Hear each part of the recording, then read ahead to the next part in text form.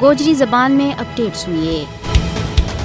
आज भारत में हिंदू जुनूनिया के हाथों तारीखी बाबरी मस्जिद की शहादत की 69वीं बरसी मनाई जा रही है। 1992 में बीजेपी और आरएसएस की क़यादत में तारीखी बाबरी मस्जिद की शहादत आज भी तमाम दुनिया का मुसलमानों का ज़हना में ताज़ा है। अयोध्या में 16वीं सदी में बनने वाली बाबरी मस्जिद ना इंतहा पसंद हिंदुओं ने 6 दिसंबर 1992 ना मलबा गोटेर बना दिता था, जिसके बाद नवंबर 2019 में भारतीय सुप्रीम कोर्ट ने फैसलो करता हुआ हिंदुओं ने शहीद बाबरी मस्जिद की जगह राम मंदिर बनाने की इजाजत दे दी थी। भारतीय अदलिया ने बाबरी मस्जिद की शहादत का केस को फैसला सुनाता हुआ हिंदुत्व नजरिया न तरजीह दी थी और मस्जिद की शहादत में मुलव्वस LK अडवाणी जैसा बीजेपी का कारकुना न बरी कर दितो। मोदी का भारत में अयोध्या को मुतनाज़ा फैसलो इस गल को सबूत है कि हिंदुत्व नजरियो इंसाफ और बैनुल अक़वामी असूलों पर फोकियत रखे है। भारतीय सुप्रीम कोर्ट का साबिक चीफ जस्टिस रंजन गोगोई